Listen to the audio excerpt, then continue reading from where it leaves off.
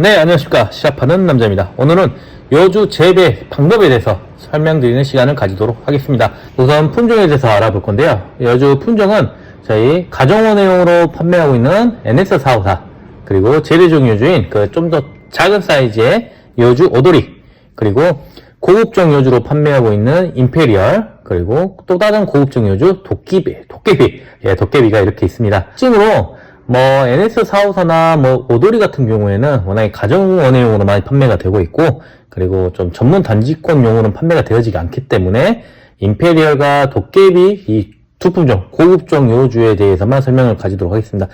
저희 임페리얼이나 도깨비 같은 경우는 가장도 30cm 정도 상당히 큰 사이즈를 자랑하면서 무게까지도 옆으로도 큰 사이즈거든요. 가중으로 해가지고 판매를 하실 때는 만료학거 쓰시기에도 저희 임페리얼 도깨비가 훨씬 더 많이 나오기 때문에 여러분들 혹시 고급 여주, 고급종 여주 전문 단지권용으로 생각하신다면은 저희 임페리얼 그리고 도깨비 많이 찾아주시면 좋을 것 같습니다. 그래서 품종에 대해서는 이렇게 설명을 마치고 본격적으로 여주 재배 방법에 대해서 설명드리는 시간을 가지도록 하겠습니다. 네, 우선 정식 일주일 전에 밑거름 원예부분 비료 그를 100평당 2포에서 3포 정도 공급을 해주시고요.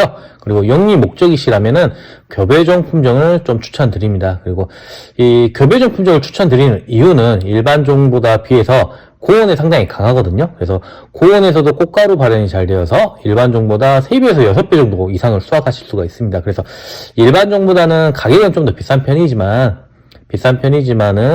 훨씬 더 양으로 따졌을 때는 3배에서 6배. 영리 목적이라면 교배종 꼭 재배해 주시고요.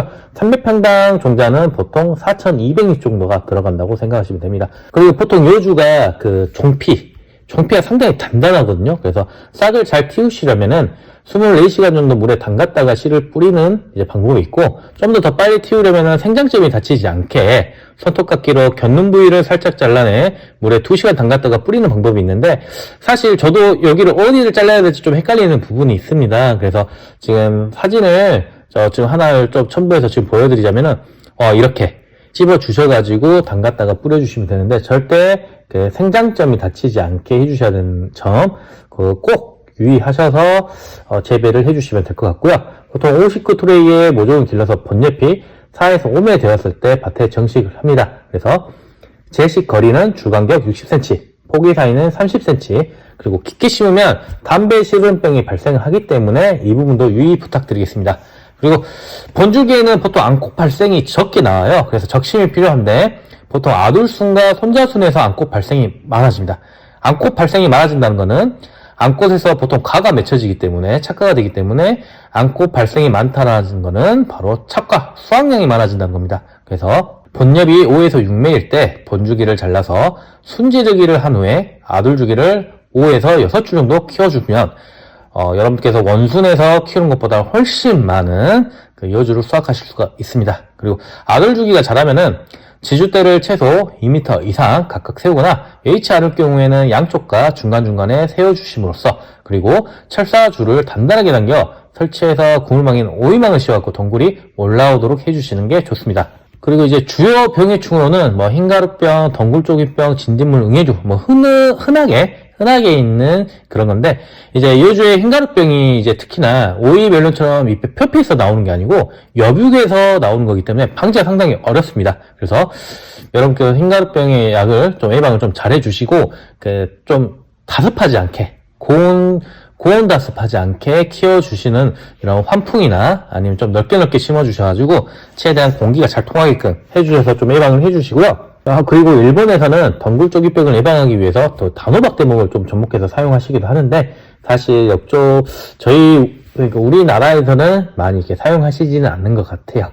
그리고 꽃이 피고, 양꽃이 피고 나서 보통 10일에서 20일 정도가 되면 부드러운 열매를 수확하실 수가 있는데, 기온이 낮을 경우 교배를 했을 때는 약 35일 정도, 그리고 기온이 높은 경우에는 12일 정도 수확을 하실 수가 있습니다. 그래서 좀 기온에 따라서 좀 수확 시기가 좀 달라진다. 그 부분 좀 참고해 주시고요. 그리고 수확하실 때 좀 어릴 때 덜 익은 상태로 수확하는 것이 수확량을 좀 늘리실 수가 있습니다. 이게 어릴 때 또 따줘야 위에 달리는 또 여주에서 또 커지고 또 계속 착화가 되는 거기 때문에 그 부분 좀 참고해 주시고, 그리고 보관 역시 좀 어릴 때 하는 것이 더 좋아요. 그러니까 수확도 좀 더 어릴 때, 그리고 보관 역시도 어릴 때 하는 것이 좋습니다. 사실 저장 기간이 그렇게 높지가 않습니다. 여주 같은 경우는. 그래서 가를 하나씩 종이로 싸가지고 비닐로 밀봉해 10도 이상 온도에서 냉장 보관하는데도 저장 기간은 4일에서 5일밖에 불과합니다. 다른 과일 채소들하고 넣으면은 에틸렌 가스로 인해서 후숙 빨리 익게 돼서 보관하기가 좀 더 어렵게 됩니다. 그래서 가급적 다른 과일과 채소 보관은 좀 피해 주도록 합니다. 그리고 여주 재배하실 때 저희 상토나 그리고 원액 봉용 비료 추비하실 때 저희 솔루갈 간주형 비료나 솔루나 간주형 비료 사용해 주시면 좋을 것 같아요. 그래서 사실 여주가 실제 수확해서 바로 드시는 타입은 아닙니다. 보통 여주가 이제 당뇨에 좋아가지고 당뇨에 효과적이다 해서 보통 분말 아니면 보통 말려가지고 건강으로 있고 차로 이제 많이 드시는데, 미리 예방하는 차원에서 당뇨 저희 여주로 좀 섭취해 주시는 것도 좋을 것 같고, 그리고 아시아줌에서 판매하고 있는 여주 품종 그 고급종 아까 임페리얼 그리고 도깨비 여주 정말 좋거든요. 훨씬 중량이 많이 나가기 때문에 여러분들께서 훨씬 더 영리 목적으로는 더 알맞은 품종이라고 생각되어집니다. 그렇기 때문에 저희 아시아종묘 품종 많이 찾아주시고 여주 재배 설명을 마치도록 하겠습니다. 그럼 지금까지 시합하는 남자였습니다. 감사합니다.